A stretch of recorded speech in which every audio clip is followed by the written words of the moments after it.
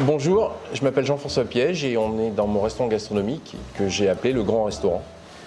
Grand Restaurant, pas parce qu'il était grand, mais parce que quand j'étais plus jeune, quand on disait qu'on allait dans un restaurant gastronomique, on allait dans un grand restaurant. Et je trouvais que ce nom qui n'était pas pris pour définir un restaurant gastronomique, j'ai voulu le poser au mien.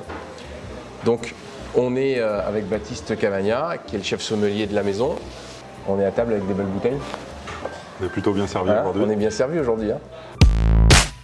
La nature a bien fait les choses, viande rouge, vin rouge. On peut aller suivant l'intensité de la viande, parce que maintenant la viande a plusieurs intensités. J'ai un autre restaurant qui fait que de la viande, Clover Grill. On a des viandes qui sont maturées. On va dire sur une viande qui est un petit peu maturée, partir sur une bouteille que j'aime particulièrement, qui est la Grange des Pères. Et pour moi, il parle à double titre.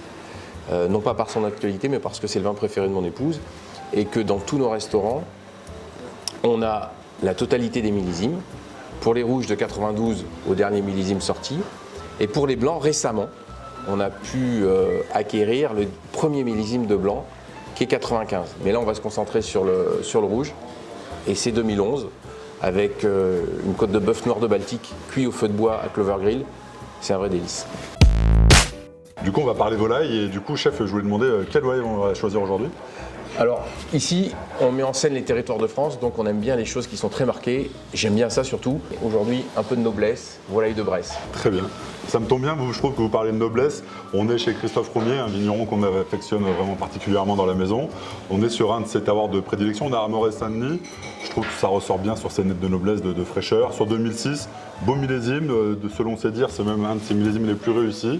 Je pense qu'on va retrouver des tanins assez soyeux pour accompagner cette belle volaille rôtie. Rôti alors la volaille. Je pense que c'est un choix. Et si on avait fait une volaille pochée?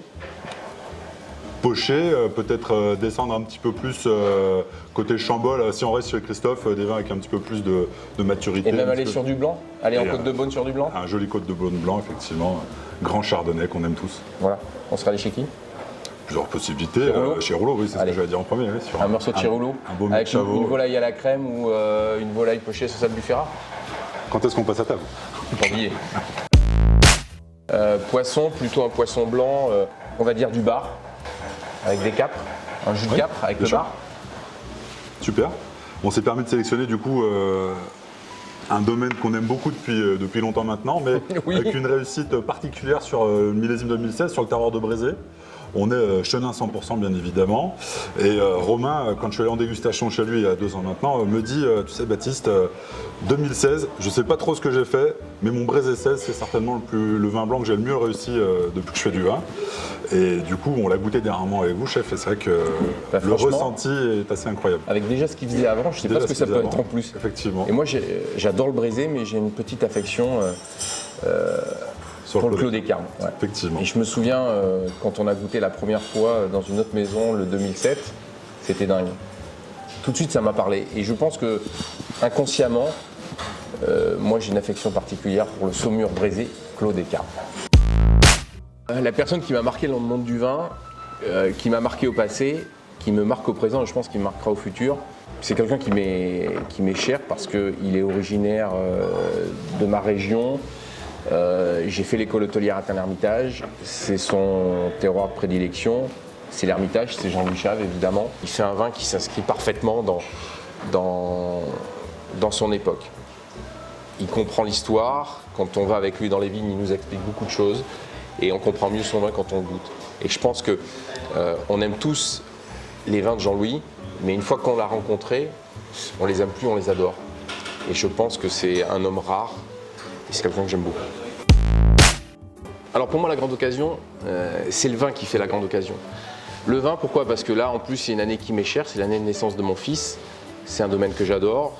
J'adore ce que font la famille Jamet. Côte-Rôtie, ça me parle évidemment. Côte-Rôtie 2015. Voilà. C'est du bonheur en bouteille. Je pense qu'on n'attend pas la grande occasion. C'est quand on a ouvert la bouteille que la grande occasion se fait. On mange quoi avec cette bouteille? 2015, on est sur joli millésime, avec des tanins qui sont quand même assez denses, assez présents. On a besoin de, tout à l'heure on parlait d'une belle côte de bœuf, on peut s'en rapprocher effectivement, d'avoir un petit peu une mâche assez ronde, assez généreuse. pièce de bœuf, un joli dos de serre dans cet esprit-là. Dos de serre. Dos de serre. Et un pigeon aux olives. Et un pigeon aux olives sur des viandes un peu plus puissantes, ça marche tout à fait, effectivement.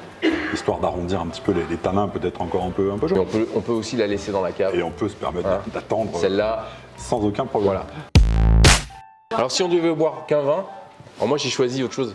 Une chartreuse. Il y a 120 bouteilles dans le monde. On est vraiment dans l'exceptionnel et je trouve qu'un repas, c'est aussi ne pas oublier ce qui se passe à la fin du repas. Terminer sur cette note un petit peu complexe et qui fait appel au vieillissement. Hein. Oui. Donc qu'on est dans de l'exceptionnel et qu'on est dans quelque chose qu'on ne boira pas tous les jours, là, je crois qu'on y est. C'est dommage qu'on ne puisse pas en boire tous les jours. C'est le seul défaut de cette bouteille. On aurait pu mettre un domaine qu'on aime beaucoup, Rouleau, on en a parlé, on aurait pu mettre Auvenay, on aurait pu mettre beaucoup de monde qu'on aime aussi énormément. On s'est résumé à ces 6 bouteilles. En tous les cas, ce qu'il faut dire, c'est que les bouteilles qui sont sur notre carte, c'est des bouteilles qu'on aime, c'est des gens qui font du vin qu'on aime. Parce qu'effectivement, on parle beaucoup de terroir dans le vin, mais je pense que le territoire et le vigneron sont les 2 choses les plus primordiales. Et c'est ce que je mets aussi en avant dans ma cuisine, et ça me parle énormément en fait. C'est ce qu'on a essayé de rassembler sur les bouteilles qui sont sur table, mais je crois que c'est commun à toutes les bouteilles qui sont sur notre carte. Effectivement.